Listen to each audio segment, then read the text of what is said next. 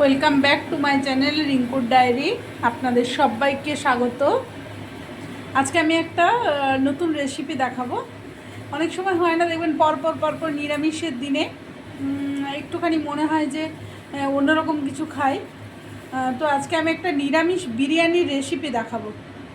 এই দেখুন, ফুলকপিটা আমি একটুখানি হালকা করে ভাপিয়ে নিয়েছি, আর এই যে সয়াবিন আমি জলে ভিজিয়ে রেখেছি, আর এখানে আলু কেটে রেখে দিয়েছি। আলু, ফুলকপি আর সয়াবিন দিয়ে নিরামিষ বিরিয়ানির রেসিপি।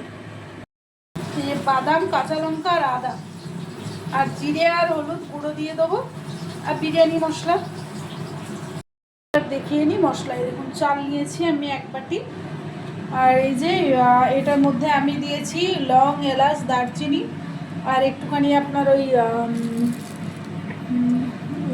গোলমরিচ দিয়েছি, আর জায়ফল দিয়েছি।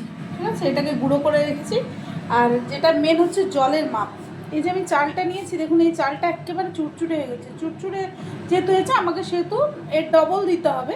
সেটা আমি 1 বাটি চালে 2 বাটি জল তো দেবো, তার সাথে যেহেতু চুরচুরেছে আমি একটুখানি দিয়ে দেবো। আপনারা কিন্তু চালের বাটিটা মাথা মুছে নেওয়ার চেষ্টা করবেন, তাহলে জলের পরিমাণটা একদম ঠিক থাকবে।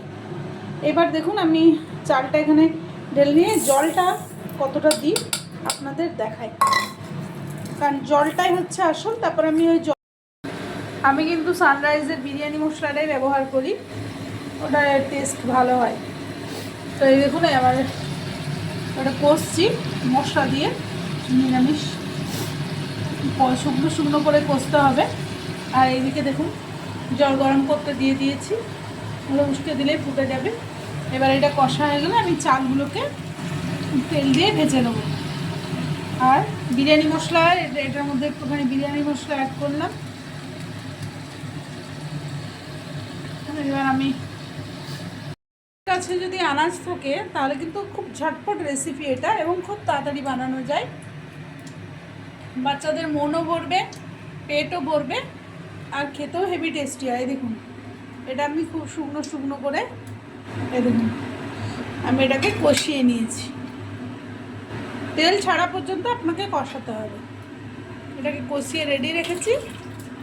এবার আমি দেখুন হাঁড়িতে তেল দিয়ে দিয়েছি, তারপর দিয়ে দেবো চালগুলো।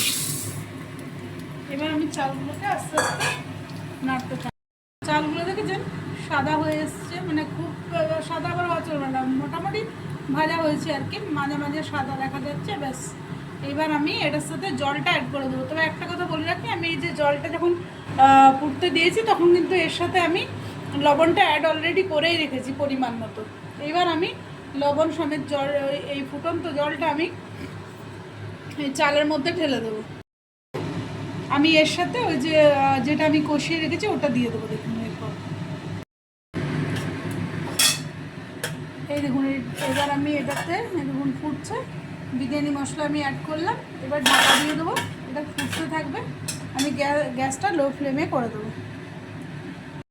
দেখুন যখন এইরকম হয়ে যাবে শুকনো, এই যে এটা এই খুন্তি বা যে কোনো একটা চামচ এভাবে নিচে দিয়ে দেখবেন যে এখানে কোনো কিছু লাগছে কিনা। দেখুন লাগছে না, ঠিক আছে, শুকনোই প্রায়। তো এবার আমার হয়ে গেছে। এবার আমি যেটা করব সেটা হচ্ছে এটাকে ঢাকা দিয়ে দেবো, দিয়ে 4-5টা আমি দেখুন আটা দিয়ে বেড়ি দিয়ে দেবো।